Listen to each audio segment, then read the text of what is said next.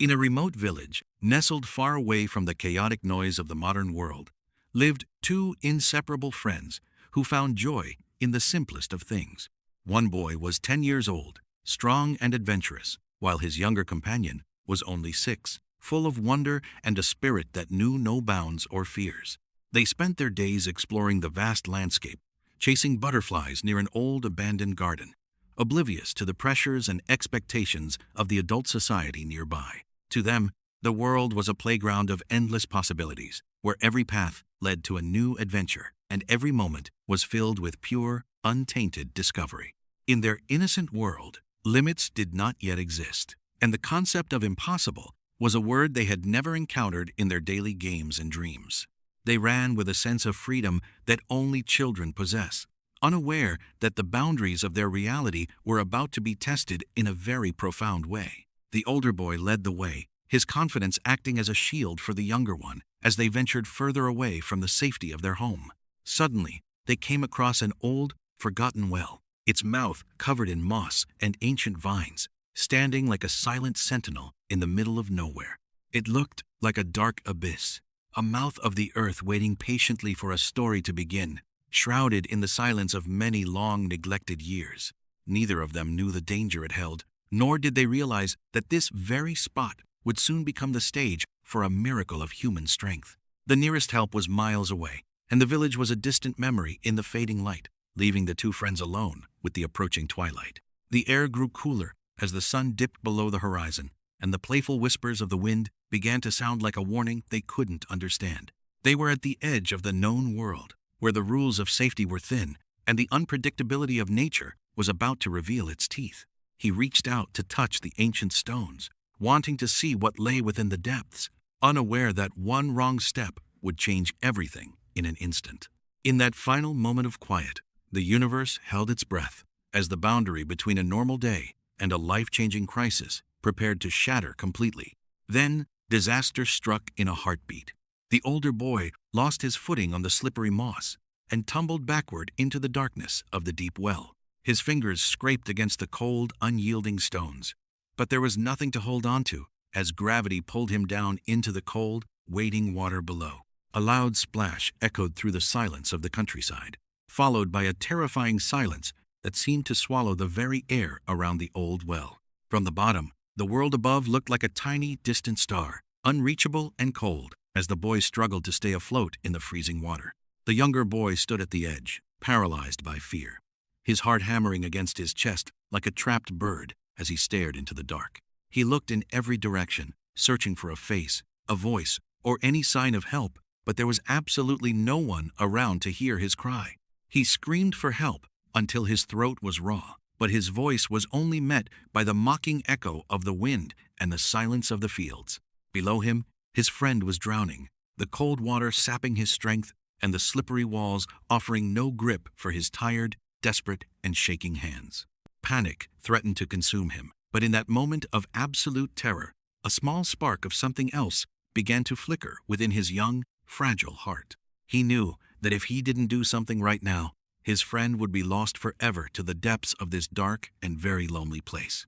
He saw a rope and an old wooden bucket nearby, a simple tool that was never intended for a task as heavy as the one before him. Time was running out, and the weight of the responsibility was far too much for someone so small and inexperienced in the ways of the world. He stopped crying and started to think, his mind racing through the fear to find a way to save the person he cared for most. The distance was great, the water was deep, and he was just a child. Yet, he refused to let the darkness claim his best friend today. With a strength born of pure desperation, he lifted the bucket and prepared to cast his only hope down to the boy struggling far below him. There was no one to guide him, no one to tell him what to do, just his own intuition and the raw power of his love. He threw the bucket into the darkness, the rope burning his palms as it raced down, hoping with every fiber of his being that it would reach. The older boy grabbed the rim of the bucket, his fingers locking onto the wood with the strength of a person fighting for their very life. The weight was immense. It was the weight of a 10-year-old boy, waterlogged clothes, and the heavy bucket, all pulling against a 6-year-old's tiny frame. His hands began to bleed, the rough fibers of the rope biting deep into his soft skin. Yet He did not let go for even a second. He dug his feet into the earth, his small legs trembling under the strain, as he began the impossible task of pulling his friend to safety. Every inch he gained felt like a mile. His muscles screamed in protest, but his mind was silent, focused only on the rhythm of the pull. In that moment, he was no longer a small child. He was a force of nature, a giant of spirit whose will surpassed the laws of physics. There was no one there to tell him he couldn't do it, no one to say he was too weak, no one to break his concentration. He was operating in a vacuum of doubt.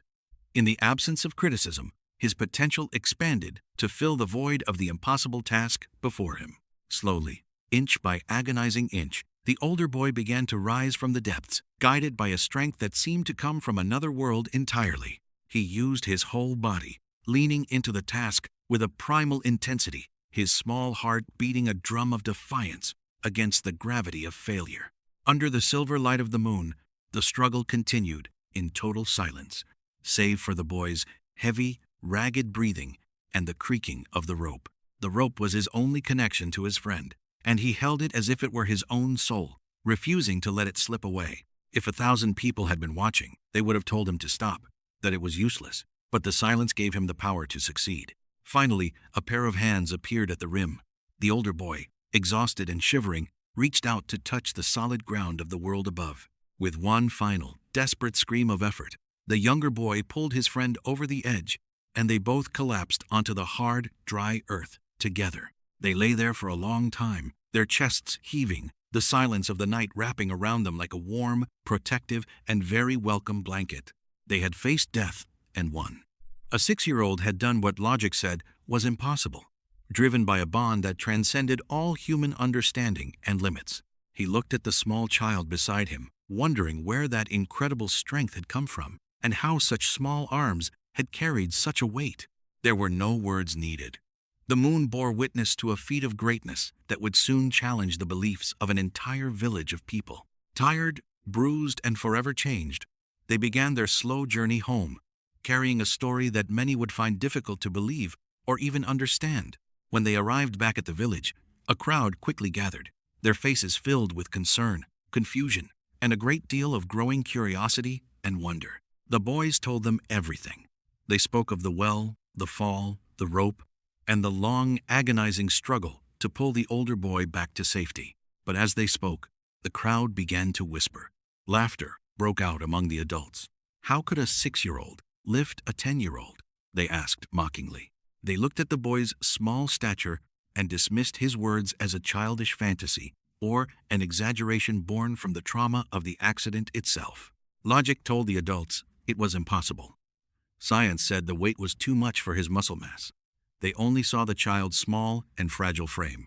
The villagers were trapped in their own limited understanding of the world, unable to see beyond the physical constraints they had lived with for so long. Even when the older boy insisted it was true, the adults simply patted their heads and told them to go home and rest, dismissing the truth.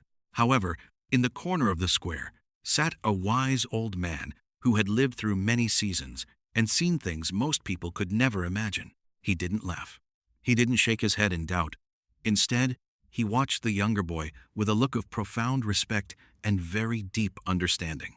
The villagers turned to him, seeking his wisdom to settle the matter, expecting him to join in their laughter and dismiss the children's tall tale. "Is it possible?" someone shouted from the back.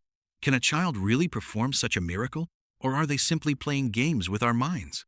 He looked around at the skeptical faces, the experts of logic, and the doubters of the impossible, before he finally spoke his truth to the world.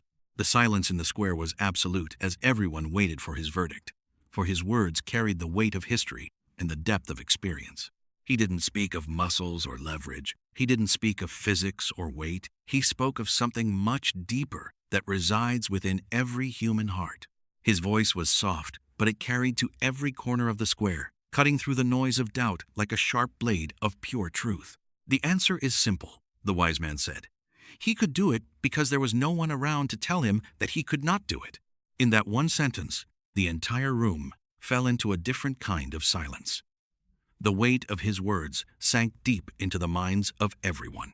We are often the architects of our own limitations, building walls out of the words and doubts that others throw at us from the very beginning. But this child was alone with his heart. He didn't have the burden of your logic or the heavy chains of your reality to hold him back. He listened only to the voice of his soul, which does not know the meaning of the word impossible or the concept of not enough strength. They realized that by telling children what they can't do, they were slowly trimming the wings of the very people meant to fly higher than them. True greatness blooms in the absence of labels. It thrives in the soil of self-belief, watered by the silence of those who would only see weakness. You are only as small as the world convinces you to be. But if you stop listening to the world, you will find you are infinite. The boy didn't need a hero because he became one, simply because he was never told that a 6-year-old is too small to save a life. Listen to your inner voice, for it knows no limits. It is the only compass you need in a world full of people trying to narrow. The well remains a silent witness to the truth that human potential is an ocean, often hidden behind the small puddles of our social and daily expectations. We are stars wrapped in skin, capable of moving mountains, if only we forget that we were told we are just tiny grains of common sand. Go forth and realize that your limits are just stories told by people who were too afraid to try. You are capable of the truly impossible. Break the labels, ignore the doubts, and let your greatness shine through the cracks of the impossible world that others have built around your beautiful soul. Remember the boy and the well. Remember that the only person who can truly define your strength is the one who lives inside your very own heart. You are great. You are powerful. You are limitless.